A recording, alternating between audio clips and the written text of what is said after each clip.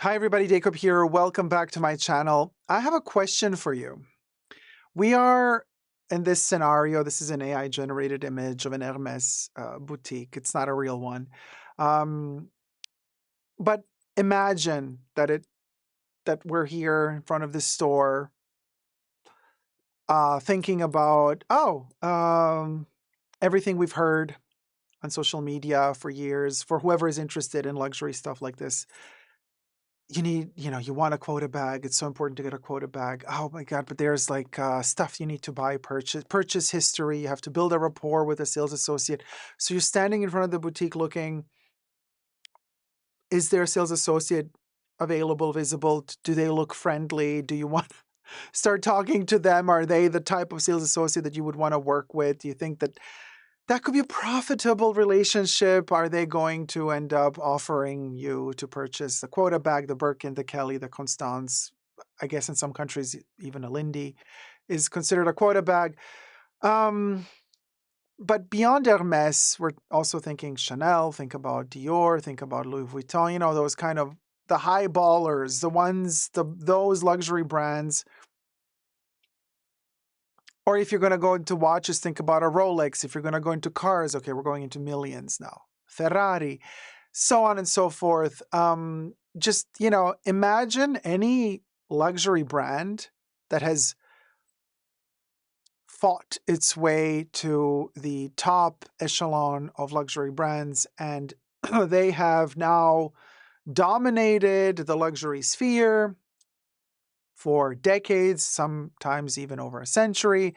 And so everybody now thinks, who knows anything about any brands or any luxury at all, thinks, oh, those are the pinnacle brands. Like, there's nothing better. There's nothing higher. There's no bigger status symbol. There's no higher prestige than owning certain key items from these brands. Now, these brands play the game of creating hype around certain objects that either by luck or by very shrewd and clever strategy, they have managed to build up to be this aspirational item or this like high-end ticket item that can be unlocked and accessed only if you have spent a certain amount of money at the brand with your sales associate and yada yada. And then you fall for this, right?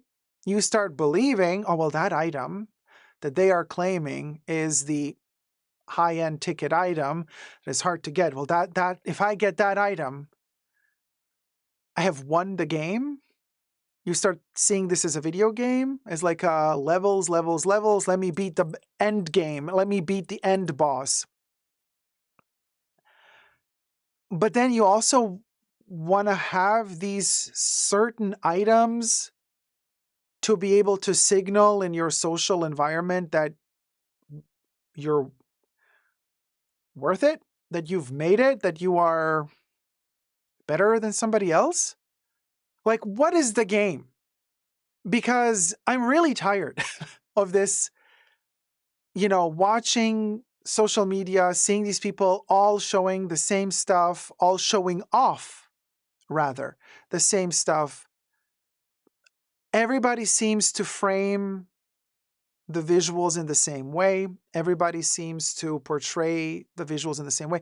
Everybody seems to be placing the same moral and social value behind these items in the same way. It's like a copy and paste. It's a mass product. It's not even luxury anymore. So I'm asking, where does this end? Because we've seen the Oompa Loompas who get the 1, the 2, the 10, the 50, the 60 Birkins and Kellys, and it just becomes really tacky. But where does it end? It's never enough, isn't it? It never ends, does it? There is no end. It's kind of like one of those games, if you're really good at Tetris, as the levels progress, the little blocks start moving quicker down and you have less time to maneuver them into their position. But what's the game? Being really quick at maneuvering the shapes into the position so that they click together and a whole row disappears. And you're just locked into it, aren't you? It begins slow, but it goes faster and faster the more you stick to these games and the more they brainwash you into believing that you need to play these games, that you need to buy more, that you need to enhance your spending. And you're just playing that game. But as you well know, and if you don't know, hate to break it to you, Tetris doesn't have an end. It ends when you lose. It doesn't end when you win. It ends when it becomes too fast, all too much, all at once, and you're overwhelmed and you lose. And it says game over. Now, if we translate that into our consumerism world of luxury that we're living in today, you either waste all your money, go into debt, credit card, they offer you more and more credit, and then you max that out as well. Then you get those scenes from Hollywood movies where some characters go into a shop, try to purchase something, and the clerk at the cash register cuts the credit card with scissors because, like, sorry, after they called the credit institute and said your card has been declined and they told us to cut it. You lose. You're going to end up, with no money left. And then you're going to start selling off those bags. And it's just, I've been analyzing luxury consumerism for over a decade on this channel, but even longer because I've been doing so even before YouTube even existed. I've been doing so before I started a YouTube channel. And I can tell you, it's not a winning game. There's no winning this. And we are entering times where, a couple of years ago, I started making videos about the end of luxury. And now we're seeing more and more content creators do it. The bigger content creators are now starting to do it, acting like they invented the topic, by the way, which is also really cringe, as if we're all stupid and can't see for ourselves what has been going on way before they started talking about these things. But it's no longer the end of luxury. We're entering a new era, you guys. I've been thinking about this for a while now. I've been sitting on this. It's been marinating. I've been contemplating, analyzing all variables, all possible outcomes. The age of showing off wealth or these bags or luxury on social media, it's over. It really is. It's not only in poor taste to do so, but it's been done. It's been done. And it hasn't evolved. From the moment when it started, it was maybe fresh and new, and it's a new platform, it's a new way of communicating, it's a new media. But we've come to the point where you can't see it anymore because it's not special anymore. It's not exclusive anymore. It's like, oh, okay, here's yet another picture of some chippy, with the steering wheel, with the Maserati logo or whatever, with a Rolex watch and Van Cleef Arpels starter kit. And it's just like, come on. It's been now over a decade, even more. And it's tired. And the young generations that are growing up now, that have some money, they don't care for this. One bit. So you can stick with it, you and your friends who are in this kind of, vicious circle of showing off to each other what you got. You do it for yourself. It's a hobby for you. Okay. But professionally speaking, if you're making content about this, people, influencers, buying this stuff to post it on social media to get sponsorships, to then, be able to afford the Cartier bracelets while they're trying to sell you some jewelry from some brand that is never going to be luxury, but with that money, they subsidize the actual stuff that they want to buy that they're going to show off to you. It's a vicious circle. And like people are waking up to it, they're realizing it, and it's very much tired. And the young generation that's growing up now is really not into it. So I'm not sitting here telling you, content creator out there, oh God, cringe, loser, blah, blah, blah. No, I'm saying to the brands out there, you're not realizing, are you, that your customers have been losing the game, that Tetris game that you built and brainwashed the customer to want to play. But now the game is over for you. Your system is obsolete. It's like you've been forcing everybody to play with an Atari console. But we're already even beyond PlayStation 25. You know what I mean? Like, it's like some brand new console, but luxury is stuck with an Atari. For nostalgic reasons, you might say, well, no, Atari's cool. Yeah, Sega Genesis is cool too.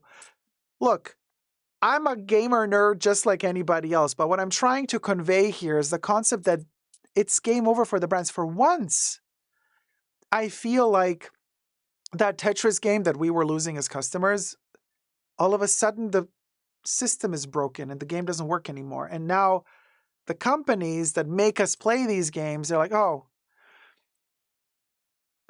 it's not compatible with the system anymore that we're living in. It's like the console won't even turn on for most people anymore. So they don't even get to play the game because it doesn't work. It's too old. It's obsolete. It's not functional. And it has no purpose anymore in this society. Wealth is shown in a different way. Wealth is being shown off in a different way. Being humble, modest is being shown off a different way.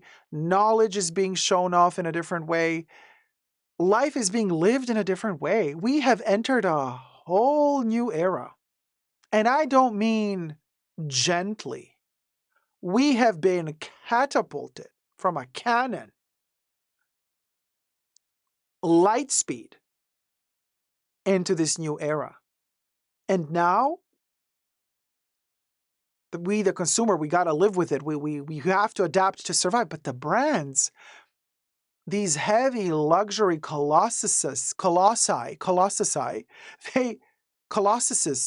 plural of colossus, they can't pivot that quickly. We're like little feathers. They shoot us out of a cannon, we kind of float and slowly fall down. You want to shoot out of a cannon a 100-year-plus old company, luxury company, and you want it to pivot and to land on its feet, forget it. It's gonna it's gonna fall down and crash in a gazillion pieces, shattered. No more playing Tetris. We lost the game as consumers already, but now the brands are losing. And it all of a sudden has no meaning to me. I have, one by one, on my YouTube channel, as YouTube suggests, because, there were certain topics that I talked about and that I also researched, so YouTube keeps suggesting that stuff, and it's a vicious circle on YouTube as well. They keep pushing the same shit over and over again. So these past few weeks, I started blocking everything. Don't recommend this channel anymore. Don't send me this channel anymore. Don't suggest this channel anymore. Not interested in this topic anymore. And I've been cleansing and cleaning my algorithm from all of this useless noise.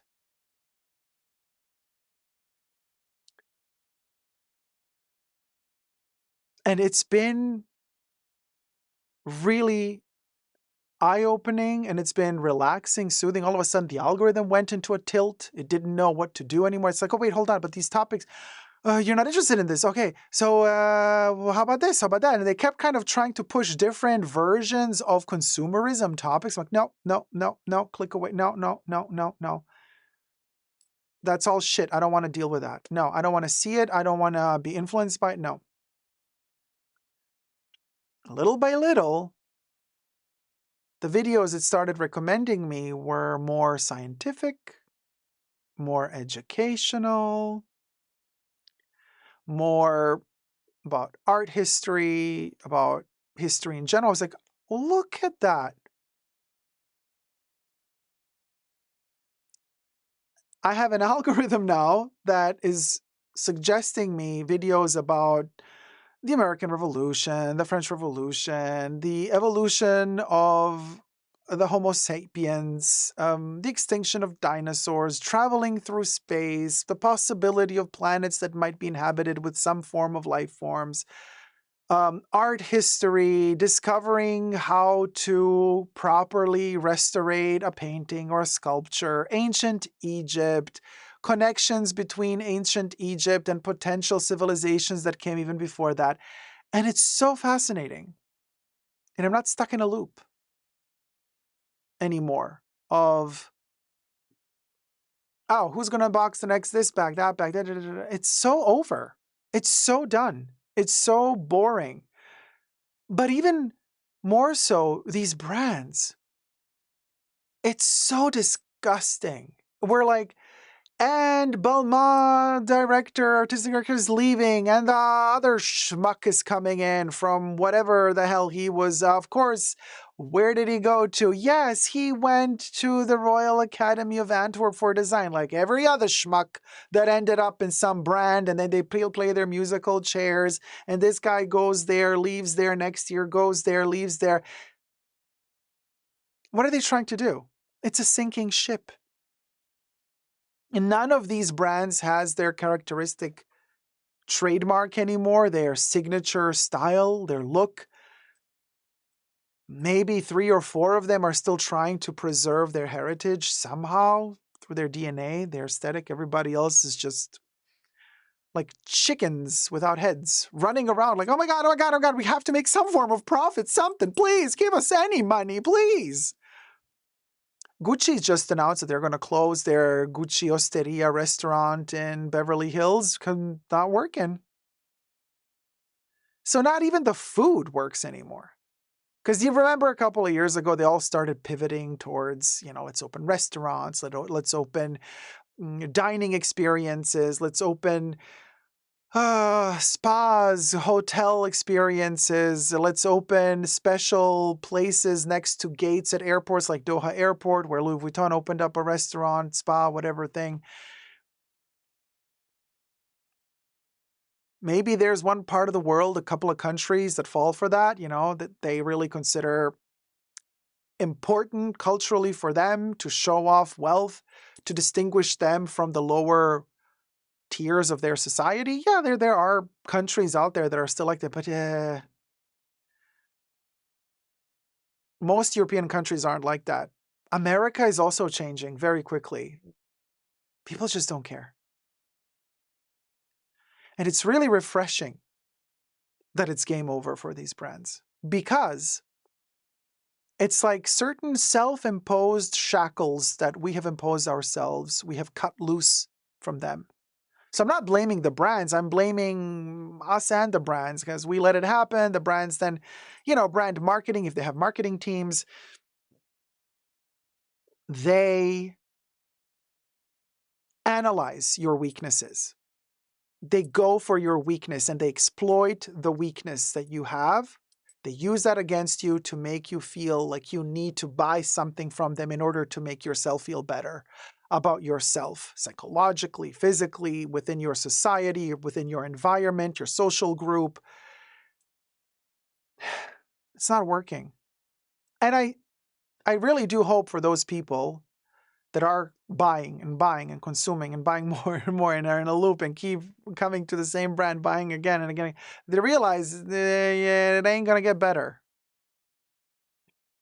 It's not going to solve whatever issue you have. It's actually going to make more issues because it's a lot of money. And the resale market, I've been telling you this for decades, doesn't exist. You're going to lose money. Buy something because you want to wear it and enjoy it. That's it. I'm just so tired of this. It's really annoying. And the fashion brands are annoying. Whatever they're churning out is really annoying. It's lackluster, to say the least. People are constantly complaining about the quality. There's what is left? I'm seriously not interested in it anymore. It annoys me.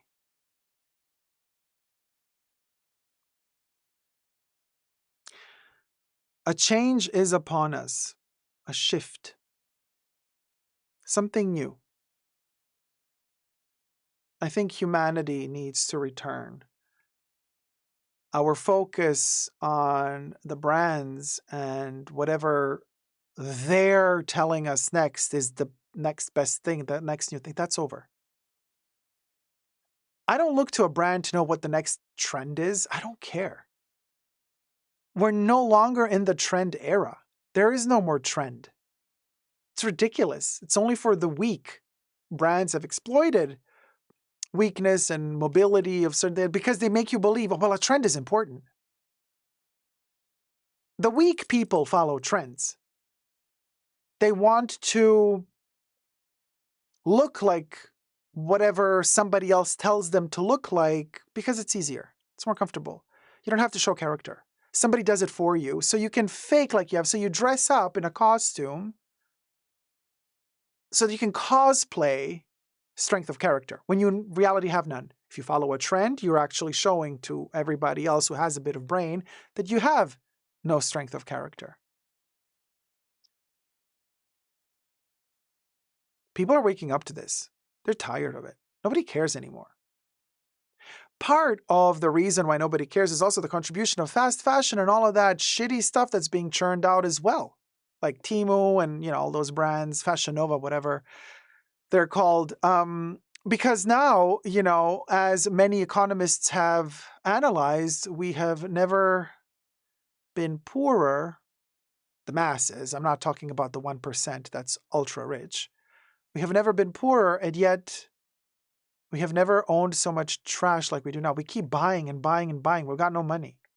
You know what I mean? And I mean also like going to H&M, going to Zara, going to all these places, ordering online from, Temu. I mean, their entire ad campaign song from a couple of months ago was it from Temu? Temu? Dress Like a Billionaire. That song is so sad. You know the jingle? Dress like a billionaire. So you're not a billionaire, but buy shit from us.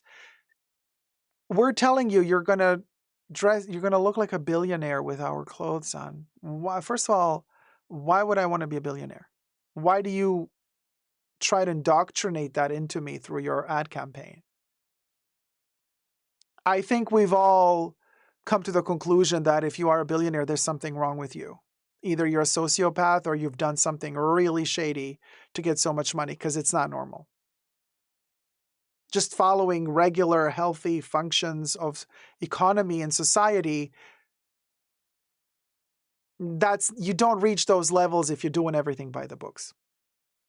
So why would you incentivize people to want to aspire to that? Might as well just tell them, hey, be corrupt and wear our clothes. Corruption of the soul, corruption of morals, corruption of the economy, of the law. I mean, isn't that what all of these luxury brands are, after all? Just huge, gigantic money-washing salons for the rich. Whenever they can, whenever they are allowed to, they will pay in cash. Of course. Not traceable.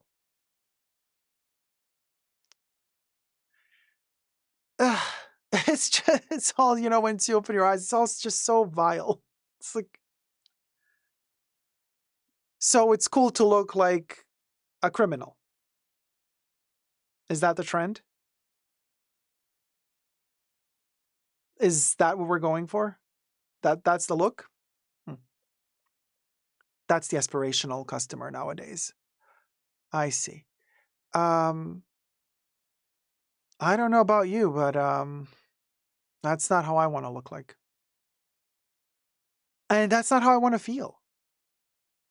And by the way, just because I'm showing Hermès here doesn't mean that I'm throwing shade just at them. I love their heritage and their dedication to quality. Don't get me wrong. But it's a sick game where everybody's at fault. You know, the brands are at fault for playing certain strategic moves and games. The customer is at fault for also playing certain games and enabling. The enablism is a big factor here too, you know, like going along with it. Nobody puts their foot down to say, wait, hold on, stop. This is gross. Well, I'm putting a foot down now and I'm saying, stop, this is gross. And there's going to be detractors. There's going to be people who go, yeah. You stick to your little social groups, you who are complaining, and be victim to, be a slave to showing off that you can afford something that people around you can't, if that makes you feel good about yourself. That's not how my social circles work. That's not the type of people I want to be surrounded by. So if that's you, there's the door.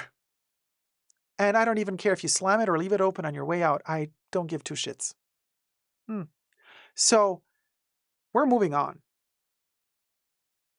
It is a new era. Big changes are coming.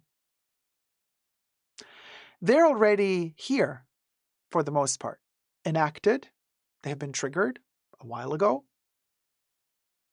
But the speed in which they're developing and evolving is getting faster and faster and faster and faster. I mean, it's a snowball effect.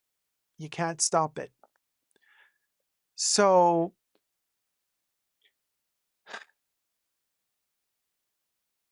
there's going to be hell before we get to paradise. But I say, thank God we're no longer in limbo. Let me know your thoughts down below. Thank you for watching. And to